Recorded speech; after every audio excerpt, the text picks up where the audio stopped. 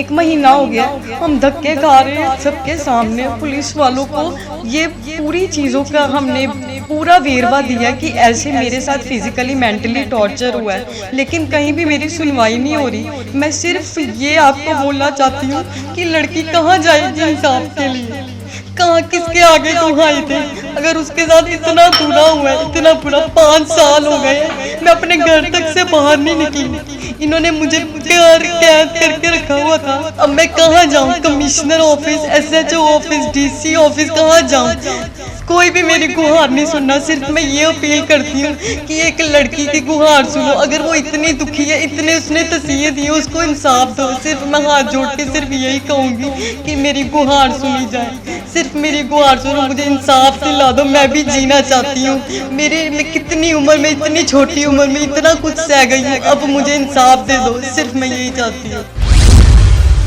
दाज ਦੇ ਲਾਲਚੀ ਸਹੁਰਾ ਪਰਿਵਾਰ ਤੇ ਪਤੀ ਕੁੜੀ ਦੀ ਕਰਦੇ ਸੀ ਕੁੱਟਮਾਰ।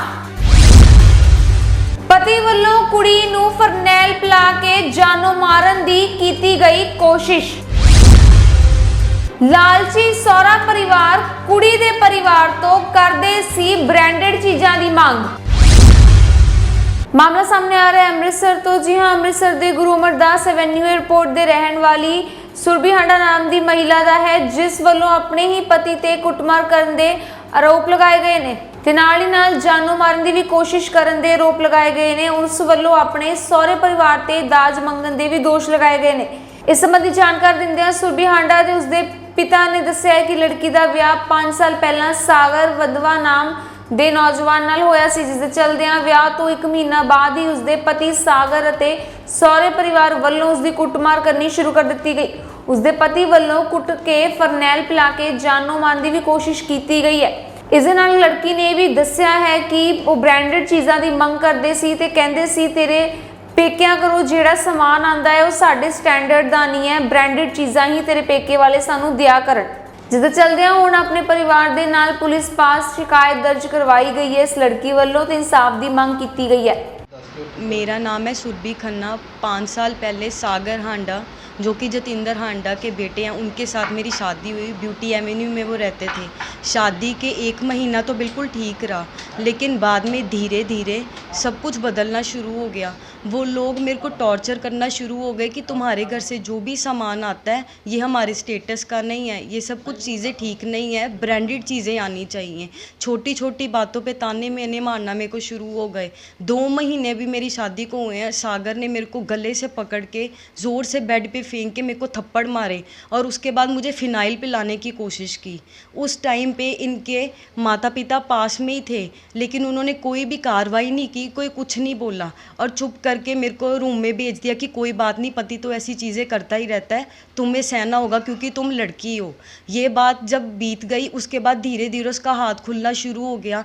वो हर तरह की गंदी से गंदी गाली मेरे को देता था, लेकिन मैं चुप करके सहती थी कि अब भी ठीक हो जाएंगे, शायद ये मेरे माँ बाप को, मेरे मायके वालों को सत्कार देंगे, लेकिन ऐसा कुछ नहीं हुआ। धीरे धीरे इन्होंने मेरा इधर आना भी छुड़वा दिया, ये कह के कि माता रानी हमें कहती है कि चौंकी में माता रानी कहती है कि उधर जाएगी तेरे माता पिता मर जाएंगे या तेरे मायके वालों का सर्वनाश हो जाएगा। लेकिन मेरे दिमाग में इतनी ये बात घर कर गई, मैं डिप्रेशन में जाना शुरू हो गई और मैंने यहाँ आना बंद किया। उस टाइम पे इन्होंने मेरे को बोला कि हमें कार चाहिए, तुम कार नहीं लेके आई।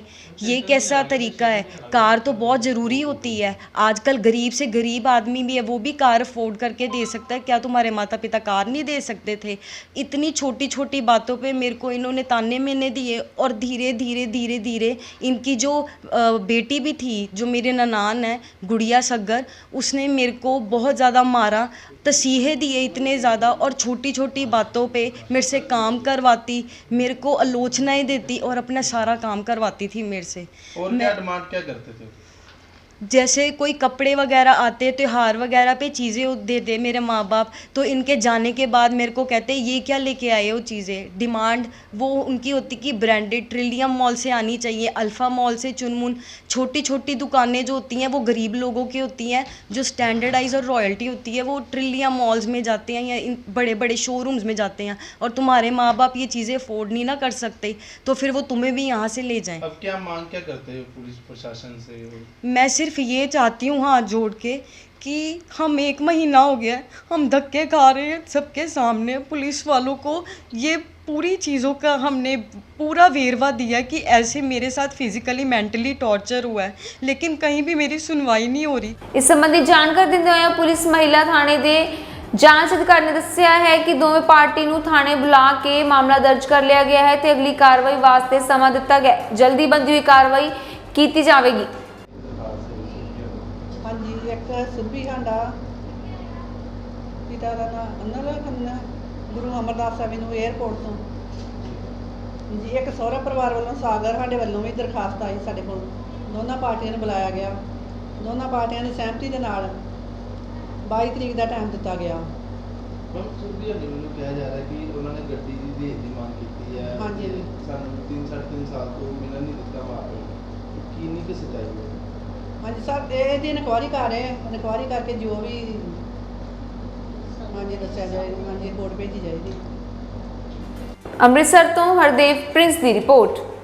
ਫਗਵਾੜਾ ਦੇ ਵਿੱਚ ਆਸ਼ੂ ਦੀ ਹੱਟੀ ਦਾ ਖੁੱਲਾ ਚੈਲੰਜ, ਜਿੱਥੋਂ ਤੁਹਾਨੂੰ ਮਿਲਣਗੇ ਸ਼ਹਿਰ ਵਿੱਚ ਸਭ ਤੋਂ ਸਸਤੇ ਰੇਟ ਤੇ ਸੂਟ, ਲਹਿੰਗੇ, ਸਾੜੀਆਂ ਤੇ ਪਲਾਜ਼ੋ। ਆਸ਼ੂ ਦੀ ਹੱਟੀ ਦਾ ਇੱਕ ਹੀ ਵਾਅਦਾ, ਤੁਹਾਨੂੰ ਮਿਲਣਗੇ ਵਧੀਆ ਕੁਆਲਿਟੀ ਦੇ ਕੱਪੜੇ, ਪਰ ਰੇਟ ਨਹੀਂ ਹੋਵੇਗਾ ਜ਼ਿਆਦਾ।